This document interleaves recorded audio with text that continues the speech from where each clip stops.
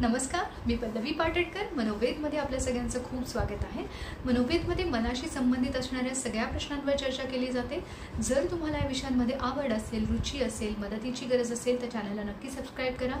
चॅनलवर रोज एक short upload केला जातो. आठवड्यातून 4 व्हिडिओज येत असतात आणि प्रत्येक व्हिडिओचा जो विषय आहे तो मनस्वास्थ्याशी संबंधित आहे, मनाच्या आनंदाशी संबंधित आहे. जर मन आनंदी असेल तर शरीर सुदृढ राहणार आहे. त्याच्यामुळे मनाची पॉझिटिव्हिटी कशी वाढावी आणि आपल्याला जास्तीत जास्त आयुष्यात पुढे जाण्यासाठी, प्रगती करण्यासाठी कशी मदत मिळावी यासाठीच आपण प्रयत्न करत असतो. आजचा जो आपला विषय आहे तो आहे निसर्गाशी कनेक्ट होणं. निसर्गाच्या सानिध्यामध्ये आपला वेळ घालवणं हे आपल्या मनस्वास्थ्यासाठी किती महत्त्वाचं आहे. तर आपल्या सगळ्यांनाच माहिती आहे की आपण पूर्वी जेव्हा लोक गावांमध्ये राहायची किंवा अजूनही जी लोक गावांमध्ये राहतात ती निसर्गाच्या किती जवळ असतात, निसर्गाच्या किती सानिध्यात असतात आणि त्याच्यामुळे त्यांचं शरीर किती सुदृढ असतं, त्यांचं मनही खूप खंबीर असतं. हे सगळं का होतं? कारण मुळात आपण निसर्गातूनच आलेलो आहोत. म्हणजे निसर्गाशी आपलं खूप जवळचं नातं आहे. आपलं पाण्याशी नातं आहे, आपलं आकाशाशी नातं आहे, आपलं मातीशी नातं आहे, त्या मातीच्या सुगंधाशी आपलं नातं आहे, आपलं पशुपक्ष्यांशी नातं आहे.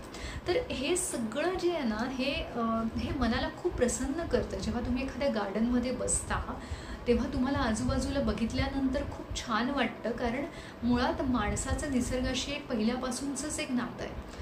पण आत्ता काळाच्या ओघामध्ये बदलत्या जीवनशैलीमुळे हे नातं खूप धूसर झालं आहे म्हणा, अंधुक झालेलं आहे. त्या नात्यामध्ये एक अंतर आलेलं आहे आणि माणूस निसर्गापासून दूर जात चाललेला आहे. कारण आपण तंत्रज्ञानाचा जास्तीत जास्त वापर करतो आहोत.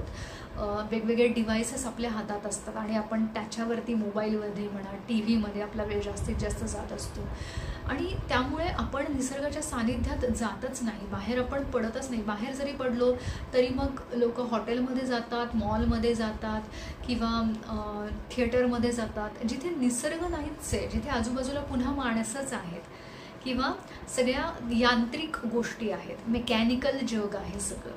तर आपल्याला ह्या यांत्रिक जगामधून थोडा वेळेस बाहेर काढायचा आहे रोज स्वतःसाठी आणि तो निसर्गाच्या सानिध्यात आपल्याला घालवायचा आहे.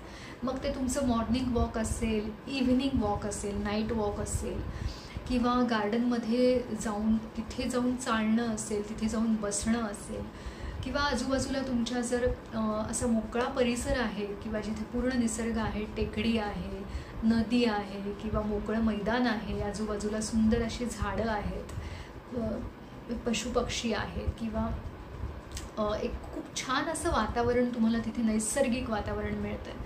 तर तिथे तुम्ही जेव्हा जाता तेव्हा तुमच्या 5 इंद्रियांवरती तुम्हाला फोकस करायचं, लक्ष द्यायचं की तुम्ही निसर्गामध्ये काय बघताय.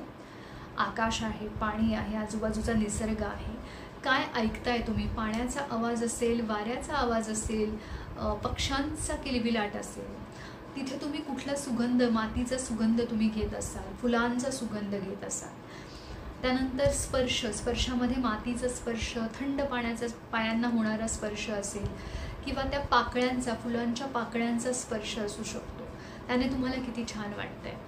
तर ह्या ज्या वेगवेगळ्या जे आपले सेन्सेस आहेत, जे आपण बघतो, ऐकतो, जो वास घेतो, त्या निसर्गामध्ये जाऊन फक्त आपल्याला ह्या 5 इंद्रियांचा वापर करून त्याचा आनंद घ्यायचा आहे.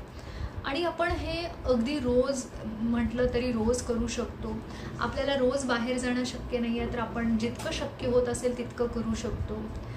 आपण त्याचे जे निसर्गाचे जे वेगवेगळे जी चित्र आहेत ती चित्र आपण जास्तीत जास्त लावली घरामध्ये किंवा समोर ठेवली तर त्याच्याकडे बघूनसुद्धा आपण इमॅजिनरी लेवलवरती, ज्याला गायडेड मेडिटेशन असंही म्हटलं जातं, त्याचा एक वेगळा व्हिडिओ माझ्या या चॅनलवरती आहे.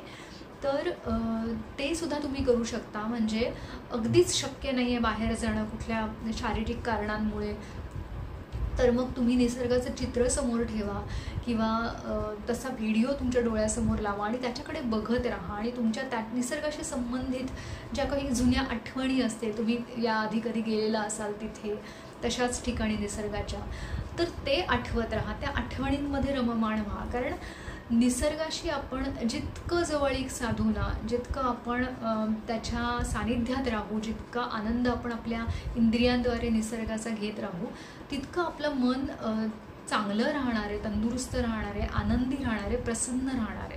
मनामधली नेगेटिव्हिटी त्याच्यामुळे कमी होते, नकारात्मक विचारांचं प्रमाण कमी होतं.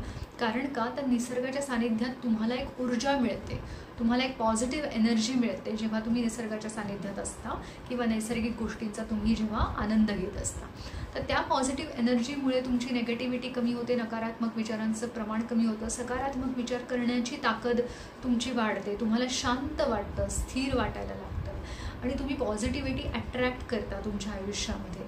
आजूबाजूला तुमच्या ते व्हायब्रेशन्स तयार होतात, पॉझिटिव्ह व्हायब्रेशन्स. तुमच्या आजूबाजूच्या लोकांनाही प्रसन्न वाटतं, शांत वाटतं.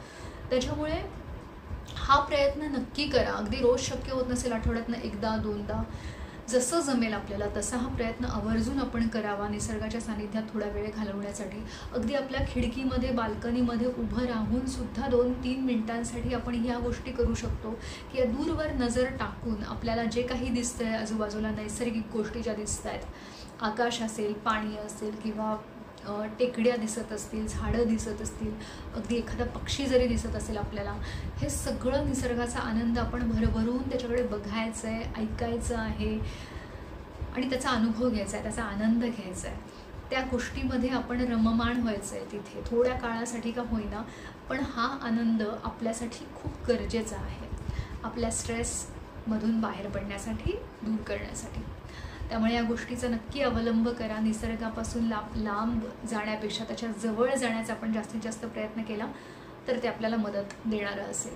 व्हिडिओ आवडला असेल तर लाईक करा, जास्तीत जास्त लोकांना मदत मिळू देत, व्हिडिओ शेअर करत राहा आणि नवीन नवीन व्हिडिओसाठी चॅनलला सबस्क्राईब करा. धन्यवाद.